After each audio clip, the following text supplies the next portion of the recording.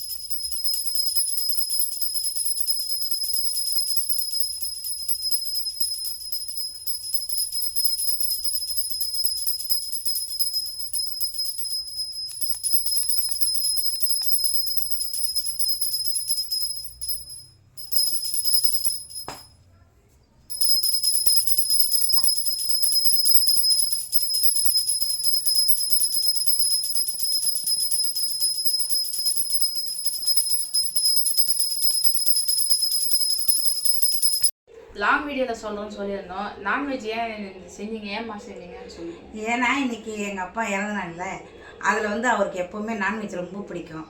அதாவது வெஜ்ஜை விட நான்வெஜ் தான் அவருக்கு ரொம்ப பிடிக்கும். ஆனால் இவ்வளோ நாள் நான் செய்யலை, வெறும் வெஜ்ஜு மாதிரி இது மாதிரிலாம் தான் சக்கரை பொங்கல் அது எதை செஞ்சு வைப்பேன். ஆனால் இன்றைக்கி எனக்கு எப்படியாவது நம்ம அப்பாவுக்கு இது செய்யணும், அவருக்கு பிடிச்சத நான்வெஜ் ஐட்டம்லாம் செய்யணுன்றதுனால இன்றைக்கி இத்தனை ஐட்டம் செஞ்சேன் நான். அதனால தான் கேஸ் நீங்கள் ஏதோ என்னடா இது இவங்க என்ன இறந்தவங்களுக்கு யாராவது போகிறது போய் இதெல்லாம் போடுறாங்கன்னு சொல்லுவாங்க. ஆனால் செய்வாங்க, எல்லோரும் தான் எங்கள் வீட்டில் கூட செய்வாங்க இந்த மாதிரிலாம். எனக்கு ஒரு ஆசை, எங்கள் அப்பாவுக்கு இன்றைக்கி இது மாதிரிலாம் செய்யலாம் அப்படின்றதுனால தான் இன்றைக்கி செஞ்சேன். ஏன்னா எங்கள் அப்பா எனக்கு ரொம்ப பிடிக்கும்.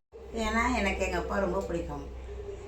ஏன் எல்லாருக்குமே பொம்பளை பசங்கன்னா அப்பாவை ரொம்ப பிடிக்கும். அது ஏன்னா அவங்க அவங்க அப்பாவை ஒரு ஹீரோவாக தான் பார்ப்பாங்க. அவருடைய இதை வச்சு தான் வாழ்க்கையில் வாழ்வாங்க எல்லோரும். ஆனால் எனக்கு எங்கள் அப்பா ரொம்ப பிடிக்கும். ஏன்னா எனக்கு நான் 10வது படிக்கும் போது எங்கள் அம்மா இறந்துட்டாங்க. எங்கள் அம்மா 10வது படிக்கும் போதே இறந்துட்டாங்க.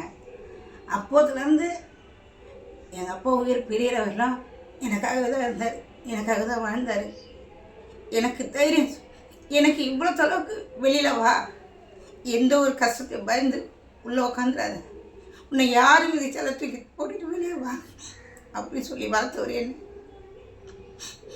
எவ்வளோ கஷ்டம், நான் படாத கஷ்டமோ துயரமோ வாழ்க்கையில் அடிப்படாதோ எதுவுமே இல்லை. ஒரு பொண்ணு படக்கூடாத எல்லாத்தையுமே நான் பட்டுட்டேன். ஆனாலும் இன்றைக்கி நான் உயிரோடு இருக்கிறேன்னா அதுக்கு காரணம் எங்கள் அப்பா தான்.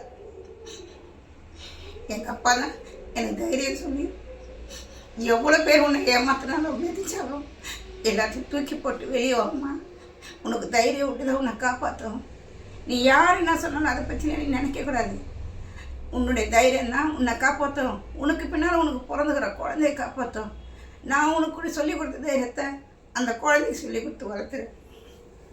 ஏன்னா வாழ்க்கையில் பணத்தை சம்பாதிக்கலாம், கோழையை மட்டும் இருக்கக்கூடாது, தைரியமாக இருக்கணும் அப்படி சொல்லி வளர்த்துறேன். எனக்கு எந்த காலத்துலையுமே அம்மாவோட எனக்கு அப்பா தான் மெயினாக இருந்தவர். எல்லா விஷயத்துலேயும் எல்லா இதுலேயும் அவர் தான் எனக்கு தொடர்ந்து நின்றவர். அம்மா போகும்போது எனக்கு உலகம் ஏறிட்டு போச்சு.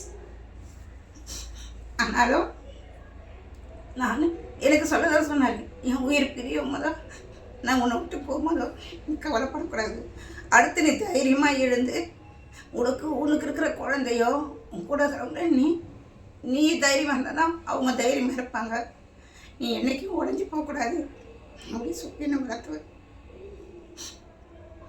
அவர் எனக்கு எப்படிப்பட்டவராக தெரிஞ்சது தெரியுங்களா?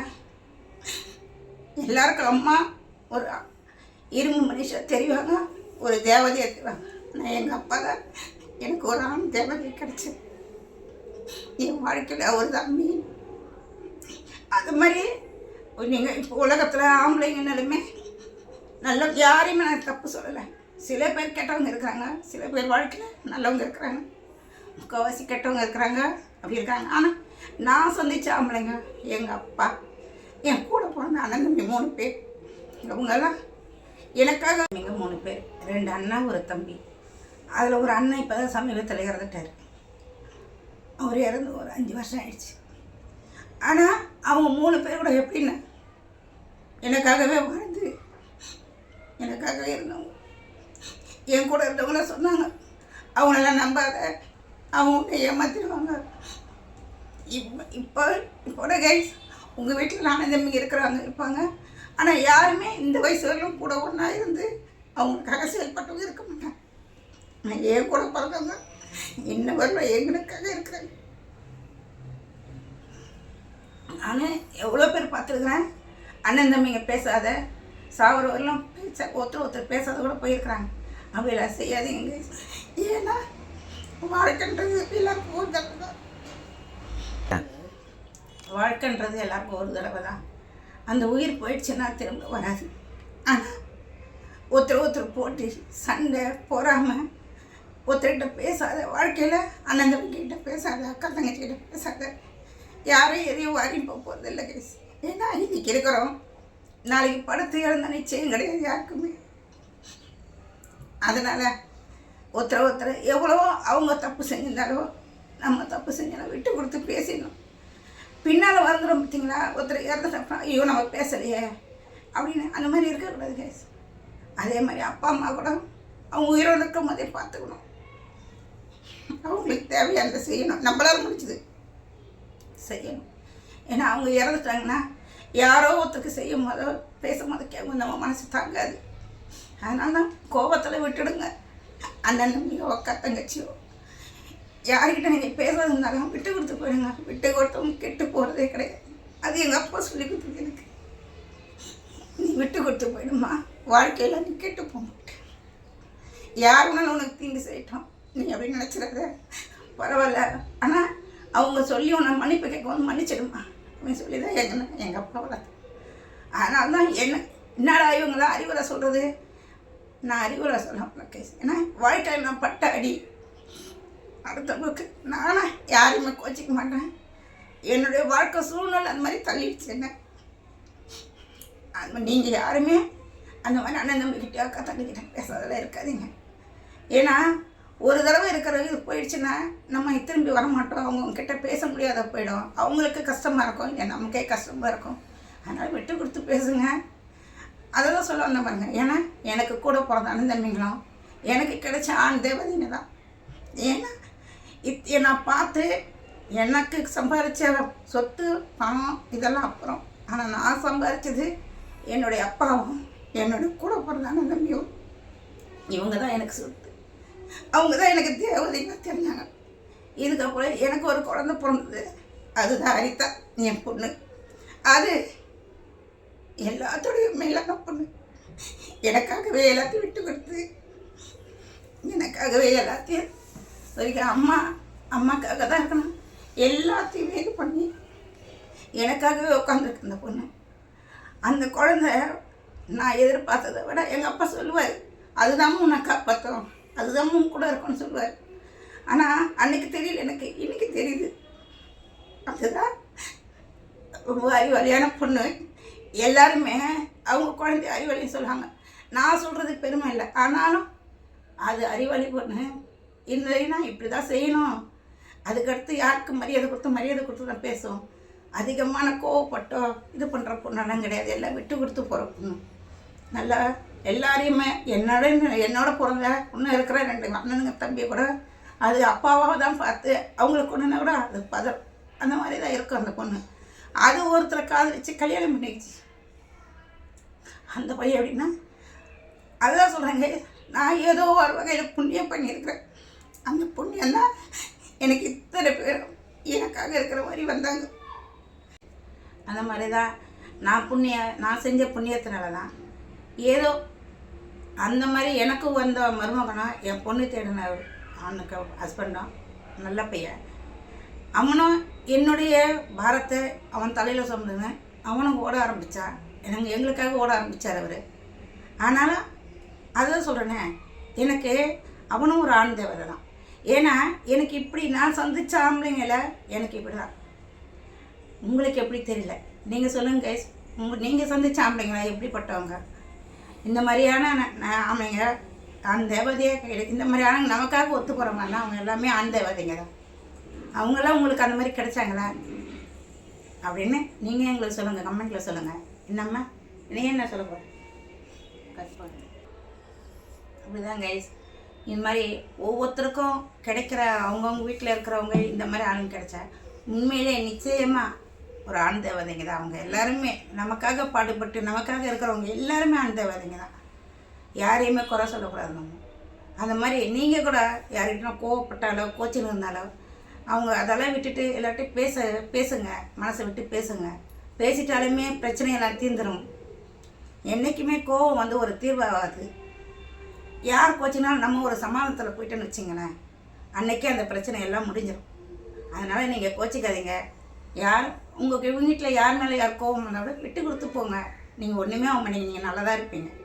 ஏதோ எனக்கு தெரிஞ்சதை சொல்கிறேன் உங்களுக்கு, நீங்கள் அது உங்களுடைய விருப்பம். ஆனால் இது அறிவுரை நினச்சிக்காதீங்க. எனக்கு நடந்தது என் மனசில் இருக்கிறத உங்களுக்கு சொல்கிறேன். உங்களுக்கு அது நான் சொல்கிறது உங்களுக்கு அட்டாக் ஆகுது, சரி இது கரெக்டாக இருக்குது அப்படின்னு நினச்சிங்கன்னா நீங்கள் செய்யுங்க. இல்லைன்னா பரவாயில்ல கைஸ், ஏதோ என் மனசில் இருக்கிறத சொல்கிறேன். என் பொண்ணு கூட அப்படி தான். எங்கள் அப்பாவனா அதுக்கு அவ்வளோ உயிர்.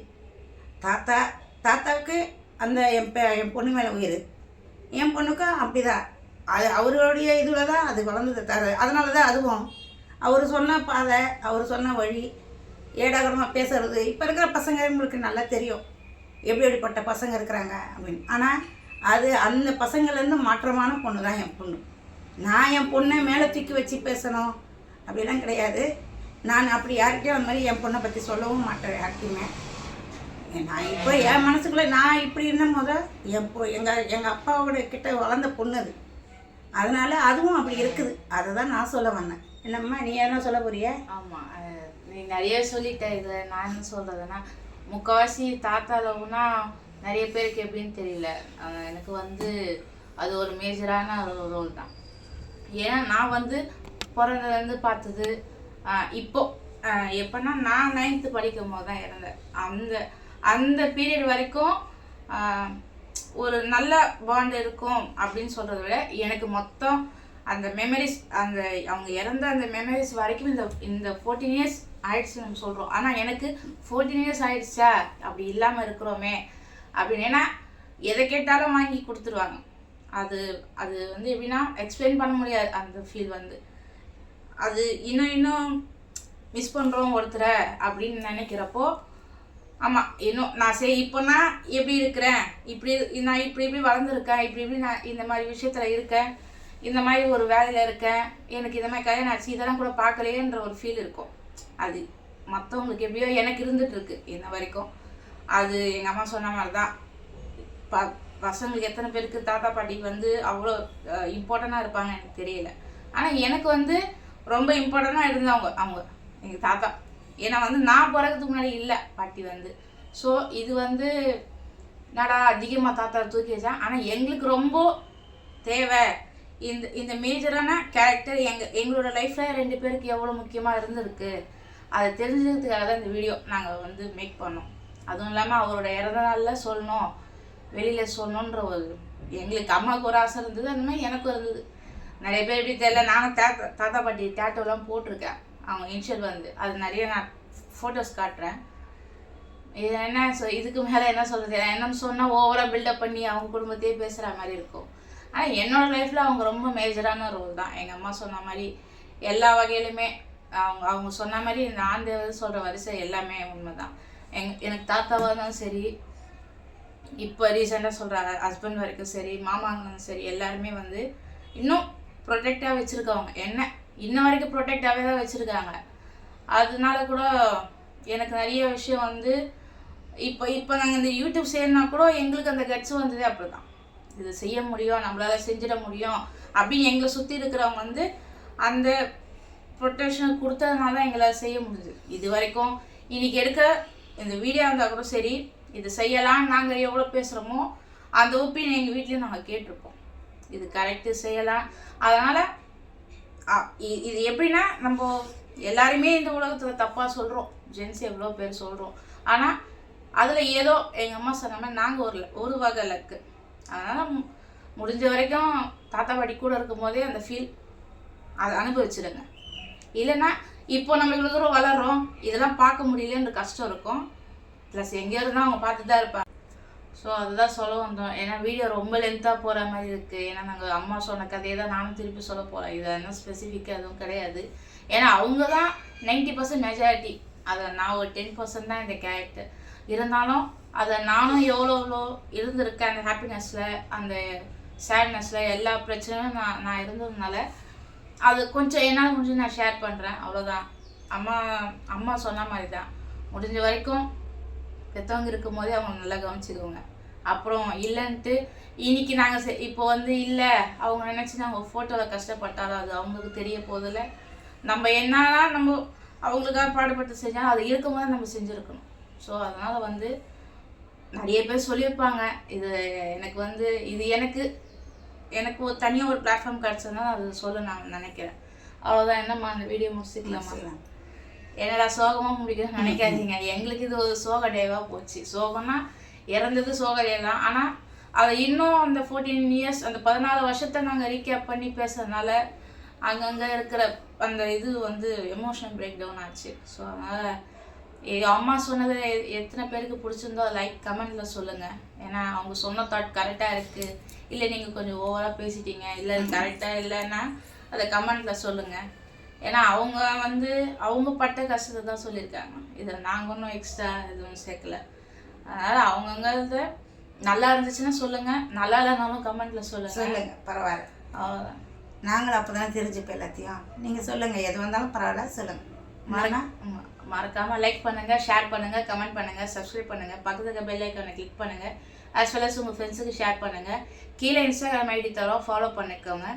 மறக்காமல் சப்ஸ்கிரைப் பண்ணுங்கள். ஏன்னா நிறைய பேர் சப்ஸ்கிரைப் பண்ணாமல் பார்க்குறீங்க. நீங்கள் சப்ஸ்கிரைப் பண்ணிங்கன்னா தான் எங்களுக்கு ஒரு பவர்.